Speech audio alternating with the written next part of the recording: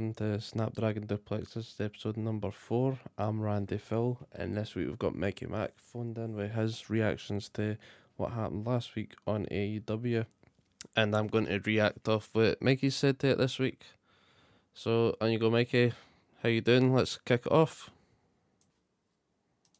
Hello Randy, and hello you beautiful people. It's Mikey here, live and pre-recorded from the North Sea, to give you my reactions to New Year's Smash Night 2. So let's get right into it.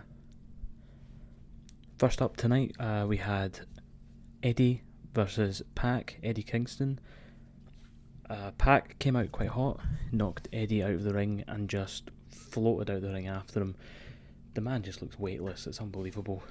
I really liked the spot when he was outside and the bunny dug her nails into Pac's eyes and just trying to rip his eyes out. I thought it was great. The match went on, it was good back and forth. Black Arrow finished the match and he pulled it into the brutalizer after the bell, which I love. It just shows that Pac is still a heel. Lance Archer came out with the babyface save and started cussing out Pac, which makes me think that the next rivalry is going to be Pac versus Lance Archer. They're going to build up to that, and I think that could really work. It was a really good mix of styles. Eddie Kingston's such a great brawler, and he's got that character and that build to make that kind of style believable. Pac, on the other hand, is just one of the most competent heels in the game right now. No. And as much as I think there's a time and a place for chicken shit heels like MJF, I just think a competent heel is just so effective when it's done right. Just makes me think of like Kevin Owens in NXT. That kind of run is just what you need sometimes, isn't it? Yeah, mate. So it was a good match, and you were saying about Pac pulling the submission on to Eddie Kingston after the match. I thought they were going to go and reverse the decision with a disqualification against Pac, and that could have built for a rematch of some sort, or maybe not an I Quit match, but a last man standing or something, like a specialty match with a clear winner in it. You got Lance Archer coming down after the match as well. It's weird though, 'cause I don't know if he's coming out to save Pac or he's coming out to stop him or what, so I don't know if he's there to build a feud between they two, or maybe if they're going to team up and do something against Butcher Blade and Eddie Kingston. That's a weird one. That'll be one to keep eyes on. As well, last week Lance Archer was putting videos on Instagram, on Twitter and stuff about him shaving his hair.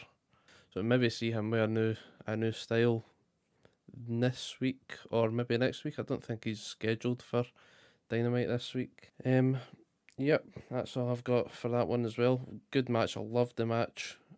And as well, the video package for this, it made it feel like a pay-per-view styled match on a regular Wednesday night. It was really good for like what they're doing the New Year's Smash Night, the themed Wednesday nights.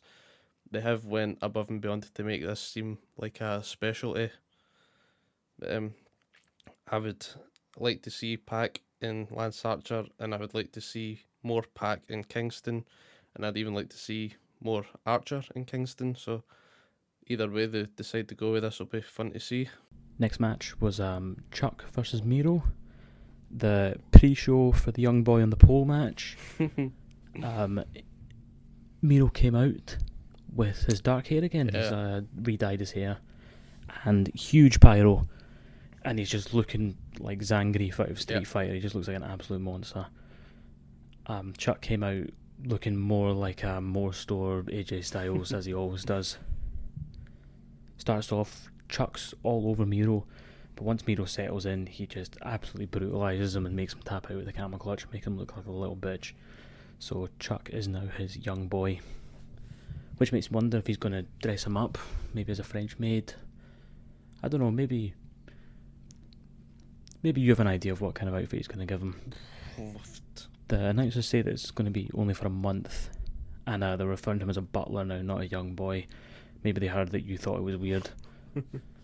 But maybe if he does a good job of the dishes, they'll give him a contract extension. But good luck to him anyway.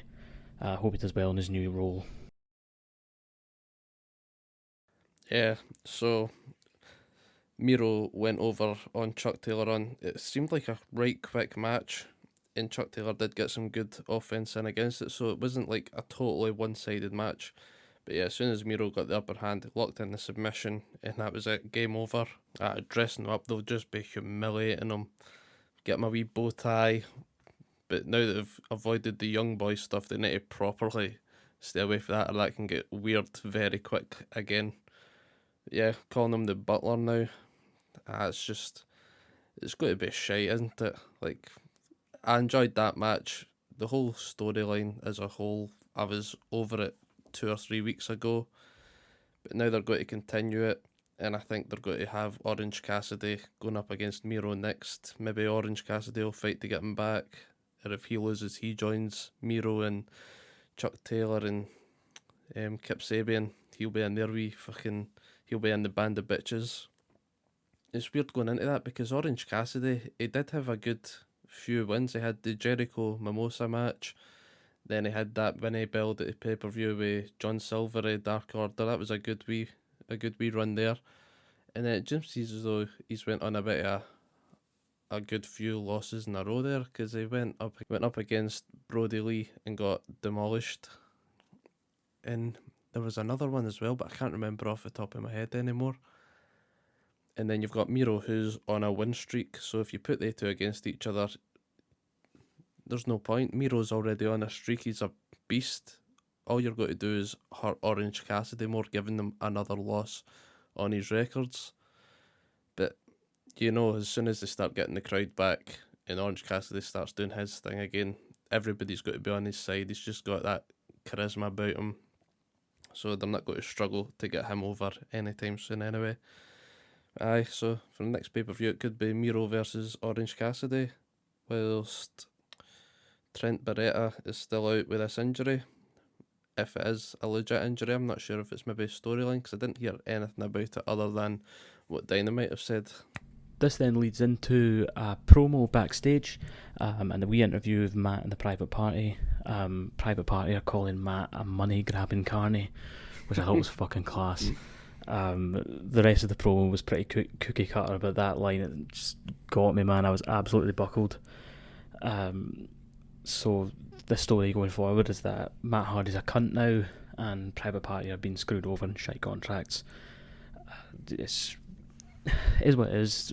To reiterate what I was saying last week, I don't get why he's a suit now, and I'm just waiting for one of them to dunt him on the head so he becomes broken again. But I'd like to hear your thoughts on this. Aye, so he's now going as a big money Matt, and fair enough, he's a bit of a dick because he's took another concussion. They've just fucked something else up in his head. But I wonder how long it'll take before they get that pissed off with him, give him a hard hit, and he becomes another Matt Hardy. Maybe he's just had that many hits. The gimmick of Matt Hardy is he's split personalities. All of these different characters do exist, and we just go pure Mick Foley. The next time they have a casino battle royale, you have Matt Hardy coming out 4 times. I would love that, but nah, no. This is just going to be a wee bit of filler until we see them climbing up towards the tag team, unless he maybe gets somebody else. But nah, we'll just see where it goes. That leads us into the Inner Circle's New Year resolutions. Chris Jericho comes out with his beautiful mane flowing in the soft Florida breeze, looking like Malibu Stacy. But you got the full cast of the Inner Circle for the first time that I can remember in months. I mean, Jericho says it's the first time this year, but that's not saying much really. And when you look at it as some squad on paper, man, there just is a real squad of talented dudes. So they start going through the resolutions. Jake Hager says that he wants championships. Championships. And that's that. MJF says that he wants to strengthen the bonds and sort out fat people. He just wants rid of all the fatties. Aye. Ortiz, he wants to nail down some food recipes, and so far quite boring, until Malibu Stacy himself says that he wants to win the tag belts with none other than MJF, which pisses everybody off. Santana Ortiz especially start calling him out, saying, we're the only tag team here, this is why you brought us in. Sammy just straight out turns around and calls him a little tag team slut, which again got me absolutely buckled. Sammy also mentions that Snoop Dogg might be his next partner. So obviously Sammy's forgotten that Snoop Dogg's AEW number one contender right now, and that he's got a gin and juice match lined up with Jon Moxley. So it'll be interesting to see if Snoop decides to join the Inner Circle after that. I don't know. We'll have to wait and see. They've announced that there's going to be a 3-way tag team match to decide the official tag team of the Inner Circle. It's going to be Sammy and Hager versus Malibu Stacy and MJF versus Proud and Powerful. Wardlow's just happy to have mates, I guess. He's not that bothered, just watching the sidelines. Who do you think wins? I mean, for me, I think it's got to be Jericho and MJF. They've started the tension, and they just got to carry it on as is. Part of me hopes it's a dirty finish as well. Maybe Wardlow gets involved. Who knows? It'll be interesting to see.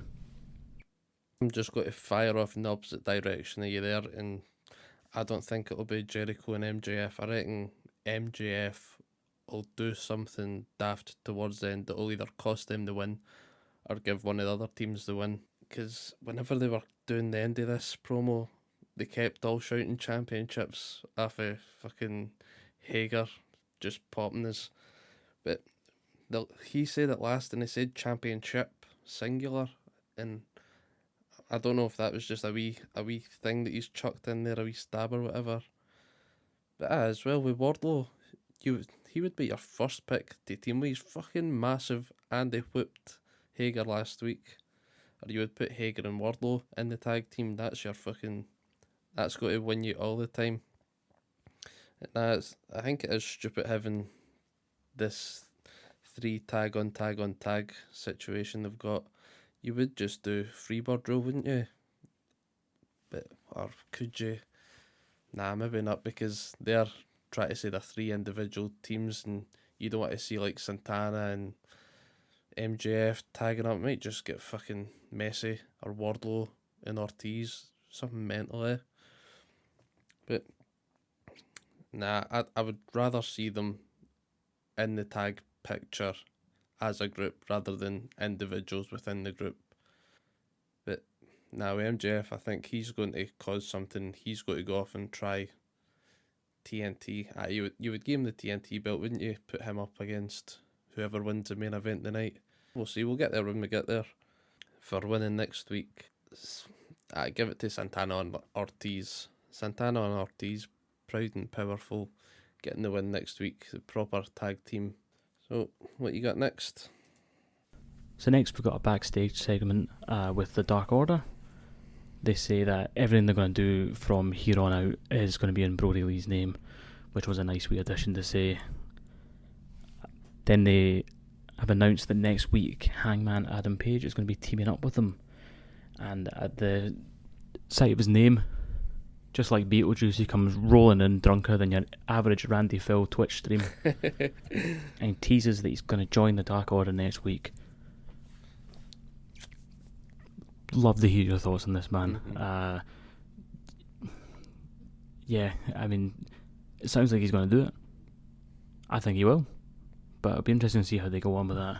If they're going to make the Dark Order, the Light Order, like you've theorised in the past, or what they're going to do.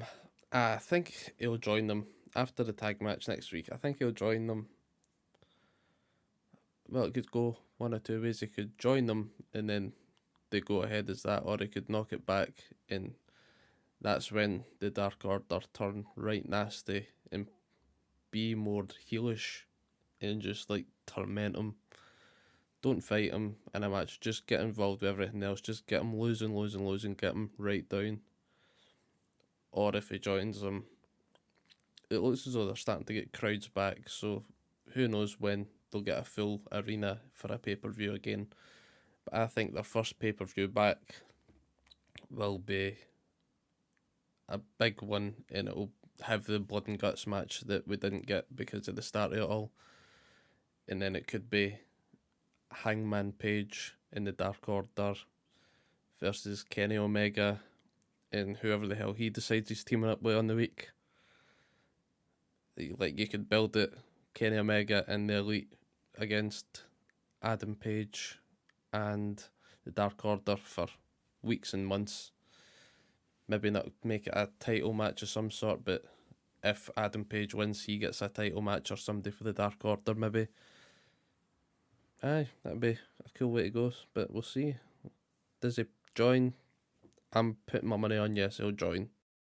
Next on the show, they had a promo of Darby Allin and Brian Cage, just kind of a backstory of their feud so far. The promo actually reminded me that Darby turned down Taz's mentorship a while ago, which is what kicked all this off. Maybe I'm just really dumb or whatever, but I totally forgot about this. I don't know if you remembered about it either, but I forgot as well, mate. the whole thing starts to make a bit more sense when you think about it that way. Aye, the video package, it was the same as the first one for Pac and Eddie Kingston. It was just a great video package. It was cool how it was done, but I forgot that's what kicked it all off because I wasn't really paying that much attention. Didn't know if Taz was sticking around or what, and Darby Allin was a new guy, but this is just Tony Khan and the rest of them long-term booking. Things go back, it makes sense. So, yep, hopefully tonight it will be the finale of it all, but we'll get there when we get there. So then we got a promo of a Starfish Island club getting interviewed backstage. The Young Bucks, Kenny Omega, and Starfish Island himself, Don Callis, all having a chat, all saying they're going to enter the ring at the same time until Don turns around and says, "No, you guys deserve your own entrance," and leaves them to it. I'm so into this. I think that Starfish Island is probably my favourite dude in wrestling right now. Oh, yeah. He's just amazing on the mic, and he's such a sleazeball. I would say he's like Paul Heyman, but he's not as mad. He's got that kind of like groundedness to him that Paul doesn't have, which makes him a bit more interesting for just now anyway. Mm-hmm. So Kenny comes out, does his usual big long entrance, waiting for the separate entrance for the Bucks, but no, it's the Good Brothers. And it's so decadent and heelish, and I fucking love it. It's just really good to see the Good Brothers in AEW, and I think they just slot in perfectly. They're just the perfect men for the job. So I've not got many notes for the actual match. That was pretty bog standard, kind of 6-man tag. It was a Starfish Island Club, or the Elite, versus the Varsity Blues, which includes Brian Pillman Jr. and someone Limelight. Was it Danny Limelight? I'm not sure. The only notes I've got is I love the spot where Doc Gallows enters the ring with the biggest boot I've seen in years and absolutely decimates the guy in the ring. Then you got another spot I really liked was Carl Anderson doing some rest holds in the corner, and your auntie's main squeeze, Kenny Omega, running over and starts slaving into the camera like an absolute bastard. And you can't make out a word he's saying, but it's just such good heel work, man. It just, yeah, they always get a pop for daft stuff like that. Finish of the match was a Magic Killer, which again just makes me realise how lucky we are to see these guys in AEW. And now comes time for the Stramash. John Moxley comes out from the crowd, has a stoic effort at battering every cunt, but alas, he gets absolutely starfished. The Lucha Bros have to turn up for the save, which, okay, sure, fuck knows why. And then Moxley starts going full Stone Cold on everyone until the Bucks turn up. But turns out they don't turn up to save anyone, they turn up to try and calm down Moxley. So you're starting to think, are they really pissed at Kenny? What's going on here? But they get kicked in the puss for their troubles by the Lucha Bros. Kenny and Starfish Island slip out the back and they just leave absolute carnage in the ring. And with that, they go to break. Like I said, I'm absolutely loving the stuff with the Elite just now. I think Don Callis is just the perfect kind of figurehead for all this, and Kenny Omega is just the best champ that they've got right now. They needed a heel champ, and someone who's as competent in the ring as well just makes it brilliant. So I wonder what you think about this, mate. Are you happy with what they're doing with the Bucks? Do you think that the Bucks are going to leave, or do you think they're going to make up? I reckon the Bucks are going to join Kenny Omega and the Good Brothers at some point. Don't know if they'll maybe do a champions versus champions as a exhibition match to show them all off beforehand, but the Bucks have to join at some point, see what's happening there. But Kenny Omega's entrance, at first I was hating it, but now I'm enjoying it. He's just taking the absolute piss out it, going on for way too long. Whenever I was watching it, I just got lost in the entrance. It made it feel more like a pay-per-view again with that sort of thing. And then he comes out, you're waiting about, Good Brothers come, and then you just remember who it is they're fighting again. The Varsity Blondes, Griff Garrison, Brian Pillman Jr., and Danny Limelight tagging with them. And you look at it and you just think, fuck, it's just going to be a stupid squash match. And fair enough, it wasn't a squash match, but you knew fine well who was getting the win. And they were just so in control of the match for the majority of it. The Elite, we'll say, got the win. Moxley came out, caused some grief. Lucha Brothers come out, help him. The Young Bucks come out and they get a mouthful of kicks for the Lucha Brothers. I think that's just building up for we're your next challengers. But aye, once everything kind of settled down, they all took separate exits, which was cool. But I think a couple of months' time, end of March, they'll all be chums, they'll all be kicking about together. And Cody Rhodes will join them this summer, June or July time. I think Cody Rhodes will be in about with them as well. So that brings us to Britt Baker's waiting room. So it starts off, Britt gets introduced and she walks out to 70s porn jazz flute, which has built a brand new dream of mine to enter every room in my life to some sexy jazz flute tunes. Just get an app. Carries on, puts out a pretty boring plug for Cody's talent show, and then that kind of leads into Britt calling him out for his neck tattoo, which a wee shout out to our mate Ross, who fucking loves the tattoo, and calls him out for being a flippy floppy cunt with allegiances, saying that he's mates with him, like, pick a mate and stick with it. So Cody enters to the crap Snoop Dogg remix that I talked about last week, and I'm just hoping to God they don't keep this. I think they need to drop it, man. Hopefully they drop it once this talent show's done, but if he gets the next season of this show, maybe they'll keep it round. It's crap. Jade Cargill walks in after that in her full wrestling gear, and she says that I'm a badass bitch, I wear whatever I want, and as another badass bitch with questionable fashion sense, I've just got to say that I really vibe with what she says. It really appealed to me. She mentions Shaq, so they're probably going to have to finally go with this match with Cody soon. What do you make of that? All the celebrity stuff, are you down with it?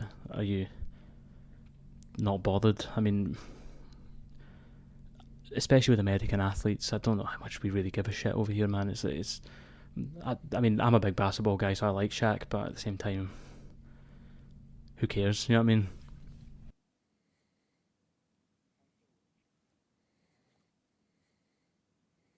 And the likes celebrities and that, I'm not bothered either way. I mean, I don't think there's got to be a celebrity that will make me want to watch it any more than what I already am. But at the same time, you get some of them in, and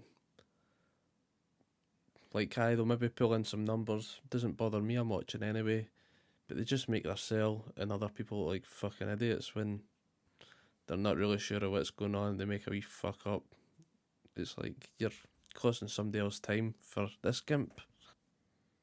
Honestly, I actually struggled to keep up with this entire segment. I'm hoping that you'll be better at explaining it than I am, because I was watching it and it just seemed like loads of random pictures on the telly, just one after the other. I just could not keep up with it. Loads was happening really quickly, but I think I liked it. I like the concept of the waiting room. I like the concept of having like a daft talk show run by a heel on your show. So, yeah, hopefully it gets better, mate. Hopefully it'll get better, but I enjoyed it when they first got Cody out and she was taking the piss, ripping into him with the wee sparklers, we've got your pyro, and then just I just fucking turned into him. I was enjoying that, but then it quickly got into like the bad side of wrestling talk show stuff when they try and Jeremy Kyle it or Jerry Springer it. They just absolutely made it look like rubbish. So that quickly put me off, and then we got I think this was our first match announced for Beach Break, and that was Britt Baker versus Thunder Rosa. On you go, Mikey. Next match on the card was Jurassic Express, Jungle Boy and Marco Stunt versus FTR. So I noticed that Marco decides to start in the ring first against FTR, and they're just tagging in and out interchangeably, just beating the shit out of him and just making Marco Stunt look like a wee boy. The young boy. FTR standing there. I noticed they were wearing their nice blue Tista gear, looking... Well, not great is probably the best way to put it.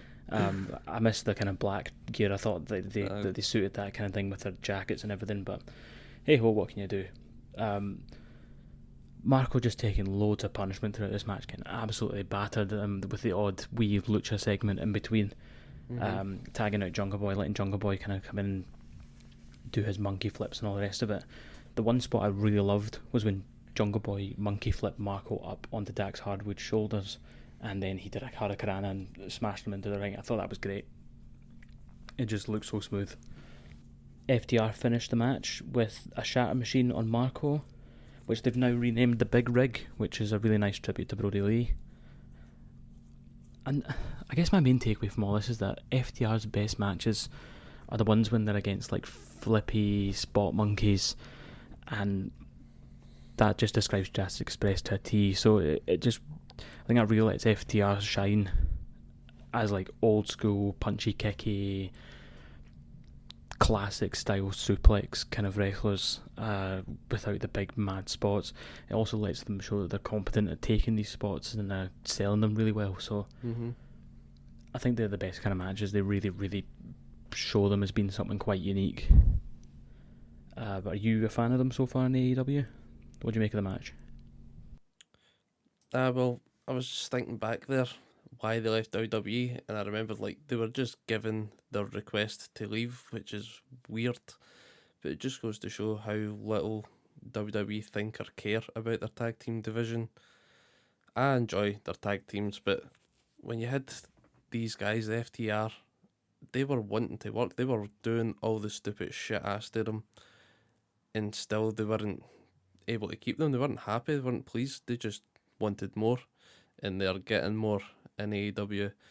And what you were saying, they go good against the flippy guys. There's some people that just don't gel well when they have a clash of styles, but FTR work better whenever they're fighting somebody flippy or whatever. They're good at mixing styles, right? And that'll be cool.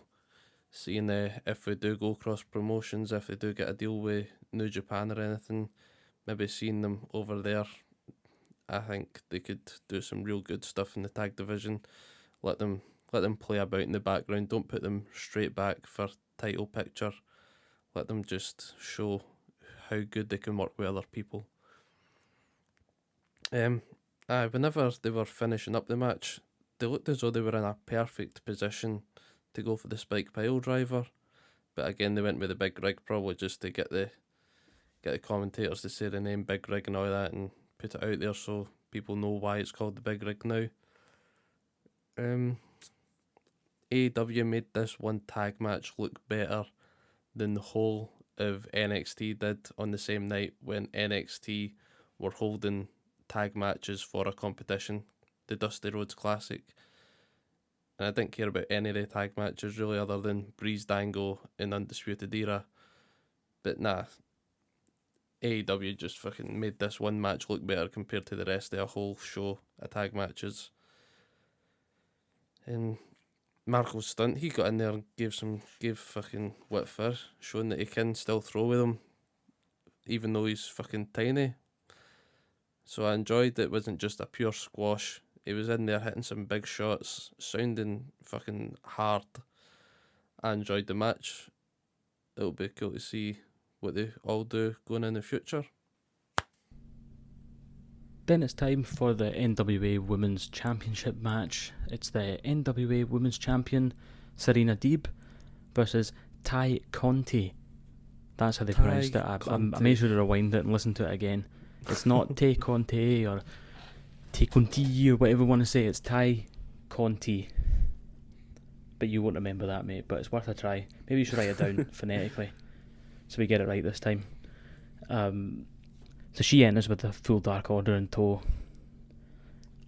Serena Deeb, all I've written down about her is that she's NWA champion. So, babe. Yeah, I mean, this was a great match if you love rest holds, which I do not. Nah. So I did not enjoy it.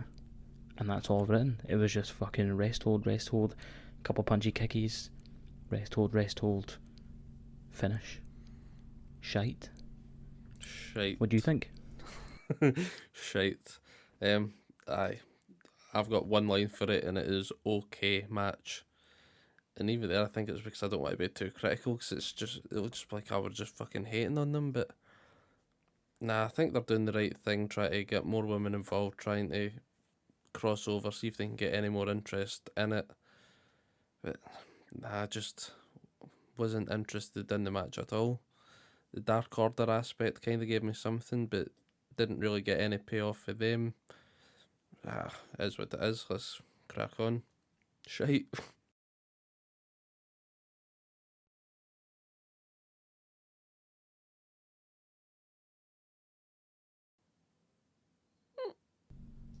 So that brings us to the main event of the evening. It was Darby Allin versus Big Roy Magoo, Brian Cage. The match starts off, Darby Allin comes out hot, he goes straight for the legs and then gets him out through the ropes and does a tope suicida through the ropes, smashing him headfirst into the barricade. And I'm like, okay, good, they're doing the kind of clever babyface, work body parts, chop the legs, everyone's the same size when they're lying on the mat, do you know what I mean? Mm-hmm. But when he goes for the second dive, Cage catches him mid-air and just slams him into like a suplex, and it was just fucking impressive to watch. Big Roy Bryan then picks up Darby, giving him an oil check, I noticed by the way, in the air, which is a bit mad to watch, and then he absolutely launched him out the ring through a table. He just threw him like a fucking paper aeroplane.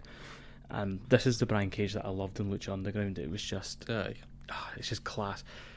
I think when they do this kind of like weight dynamic thing, I love when they really show you this dude's real light and this dude's a massive roidy bastard, and this is what happens when you put these two together.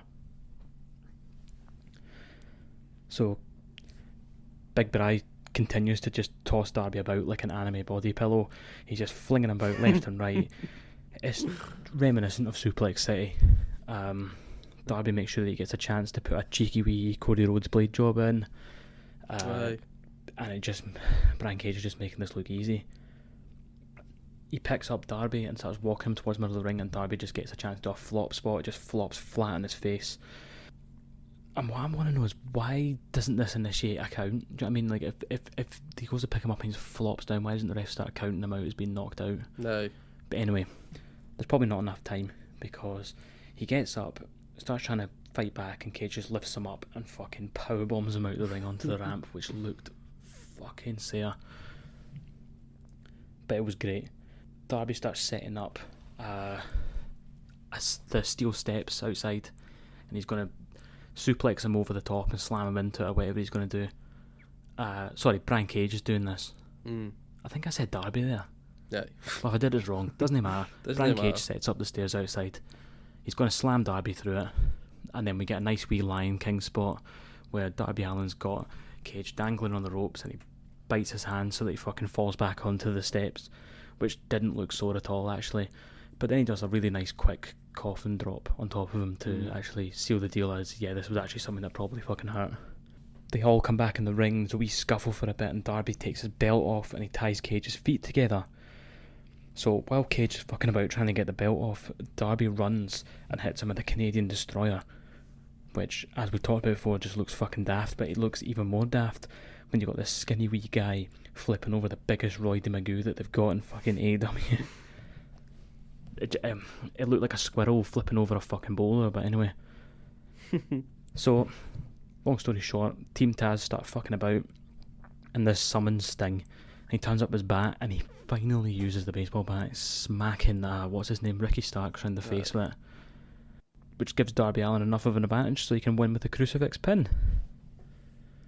And to be honest, I can't believe I'm saying this, but I think Cage was robbed a wee bit. I think he deserved to go over.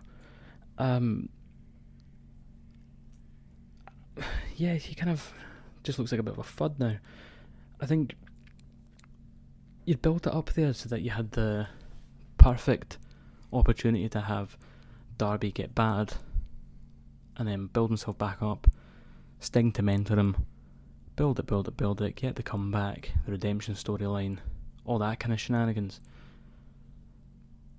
But nah, they didn't do that, so maybe they are building to a Sting Taz thing, but I don't know, I kind of feel like Team Taz don't really deserve a second shot now, because Brian Cage fucked it after battering him, so I guess they'll go with the whole angle of Sting came in and he was cheating, but you don't really have much of a leg to stand on if you were cheating 2 seconds ago, so don't know, mate. I think they kind of fucked this up a wee bit.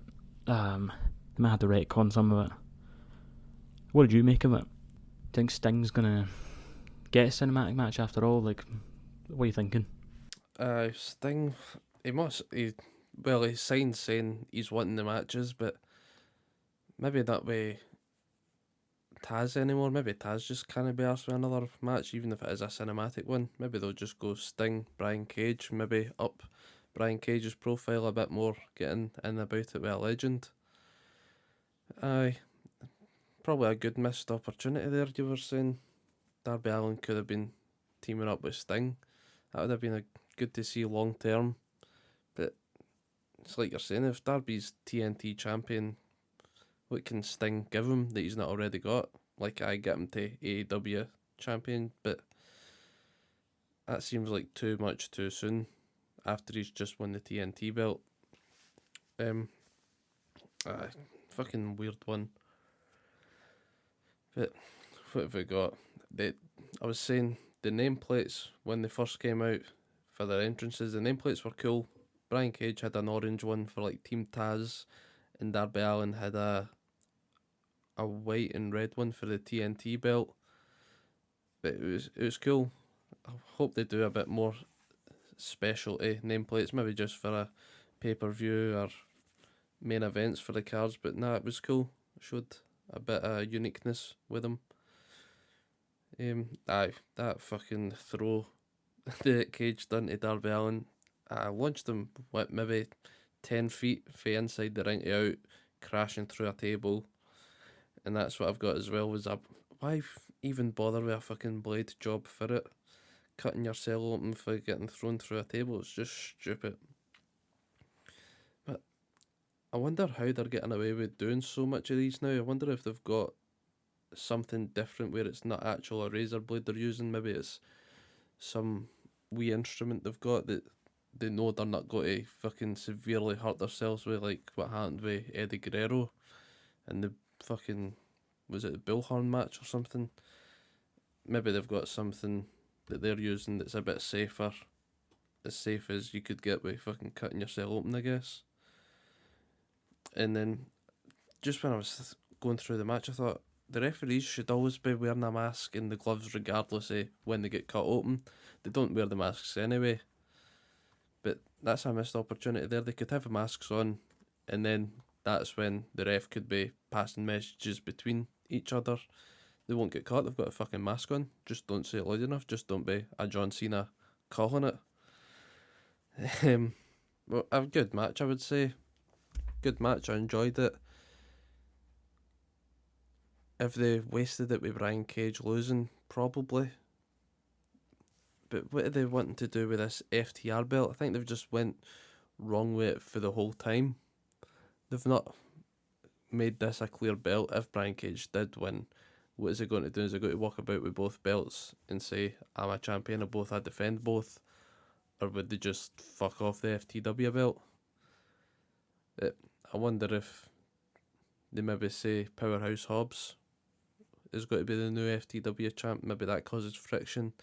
and we get a good match with Brian Cage and Will Hobbs.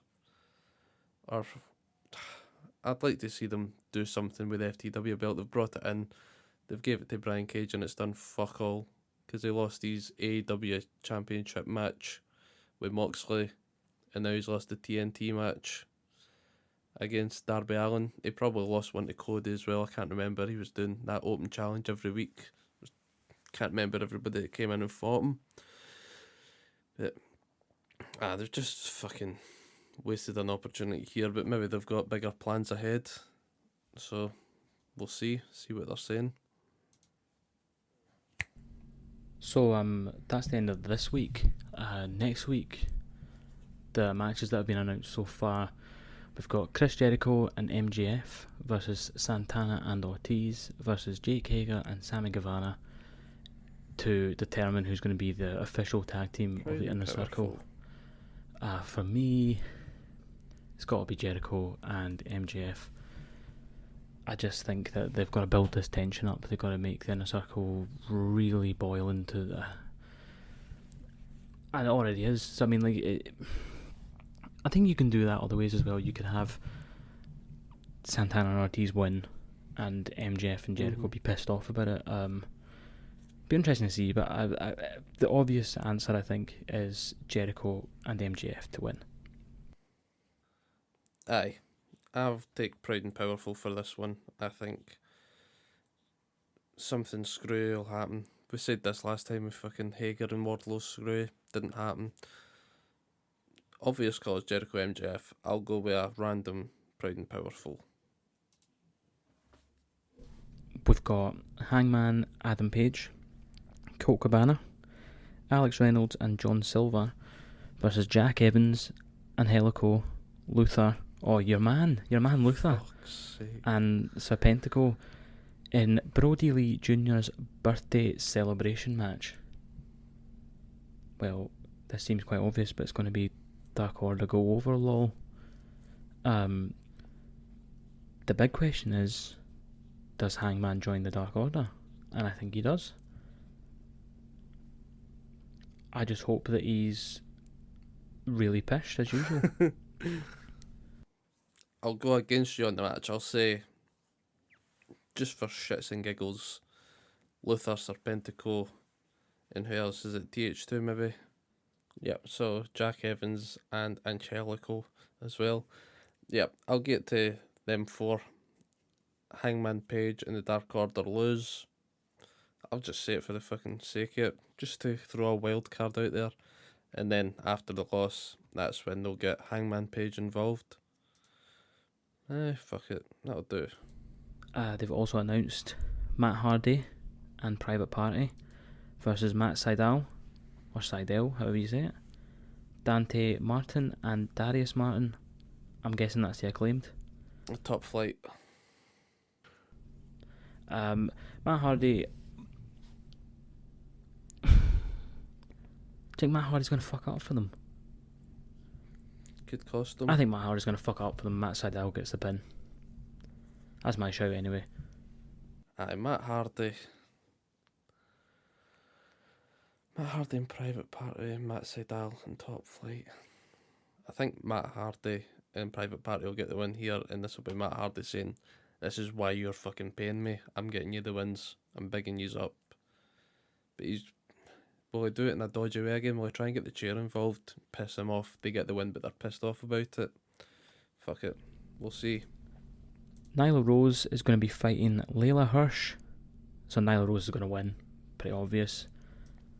So I've seen on Reddit Squared Circle and Twitter this week that Nyla Rose has came into contact with someone with COVID-19, so she's been pulled from this week against a match with Layla Hirsch, and replacing her is Penelope Ford with Kip Sabian. I wonder if they'll get the whole gang out, if they'll have Kip, Miro, the young boy, the butler that is Chuck Taylor.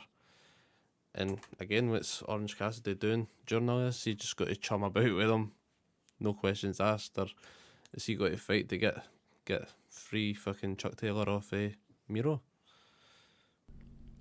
And John Moxley's in action, so I don't know who he's going to be fighting. I feel like it might be one of the Young Bucks. I hope it is, actually. That'd be quite good. Anyway. Yeah.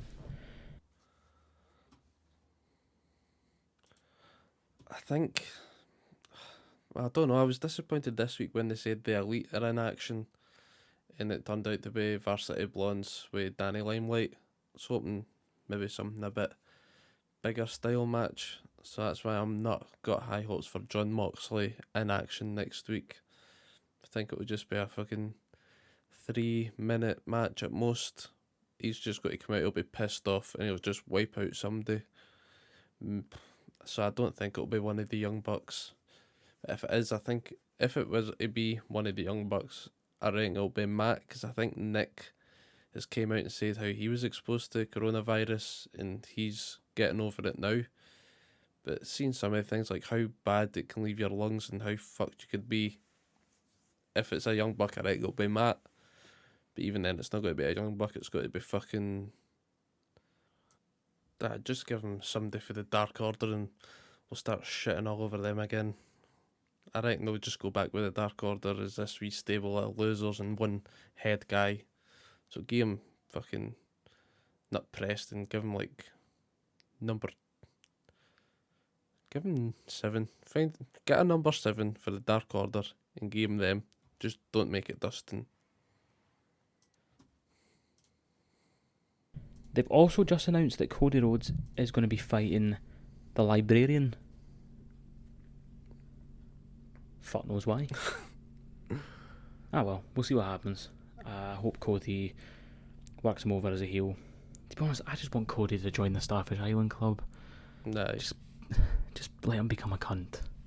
That's what you want, that's what I want, that's what everyone wants. We all want So what do you think? Next week, mate, what's your predictions? We'll go with Cody and Peter Avalon. Peter Avalon's fucking patched the Librarian stuff now. I think he's now Prince Pretty Peter Avalon or Pretty Peter Avalon or the Stud Muffin, some shit like that. It's him and Bradley Cutler had a right good string of matches on Dark, but nobody bothers watching them anyway because it's dark. It's fucking so much in there. Cody's got to beat Peter Avalon unless this bird gets involved or Shaq gets involved. But I just fucking key Cody the cunt, put him in with fucking Don Callis, Starfish Island lot, the Elite, get them all fucking together. But could be June, July for Cody joining them. Fuck it. What else we got? So that's me for this week. Thanks very much, everybody, for listening. Sorry I've kept it very brief. Short and sweet. I've been working. I'm really tired. But I quite enjoyed AEW this week. It was a good show. I think it set up a lot of good storylines and stuff. I think they've gone in strange directions of some of the storylines, but again, AEW are good at playing the long game, so it'll be good to see what happens. Quite excited for next week, to be honest. I hope that Drew McIntyre gets better off of COVID. Yep. I'm looking forward to the Rumble in a couple of weeks. That's pretty much me. So thanks very much, all you beautiful people. Thanks very much, Randy, for putting this together. And take care. Take it easy. Cool. So, thanks very much, Mikey, for next week's AEW. Yep, we went through the matches there.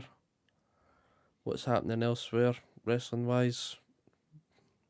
Drew McIntyre had his COVID, so if it's a 2-week isolation, he missed Raw last week, he'll miss Raw this week, so we'll see what's happening there tonight. I'm recording on the 18th, so that's a Monday, so we'll see what happens with Drew tonight on Raw.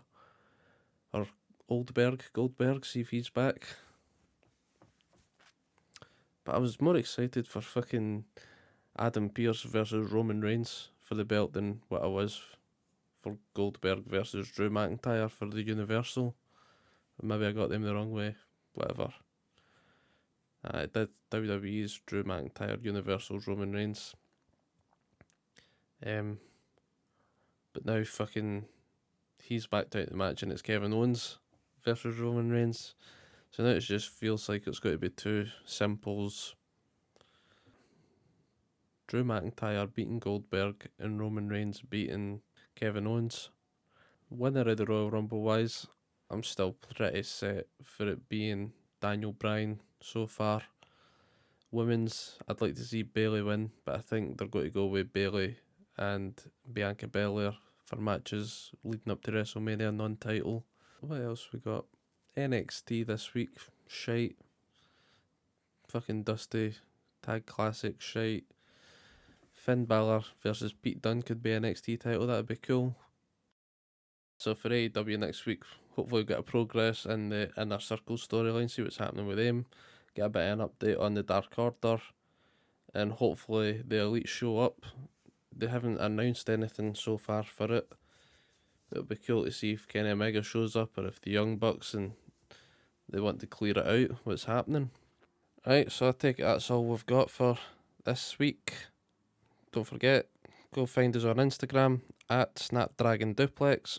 Find us on Spotify, iTunes, Google Podcasts, anywhere else. Have a look, see if we're there. You can catch me, Randy Phill, on Twitch with 2 L's. Have a check on Twitter, Randy Phill, 2 Y's, 2 L's. And you've got Snapdragon Duplex on Twitter as well. Maybe if Mikey can be bothered, he'll throw something to follow him at, give him some abuse. Until next week, take care.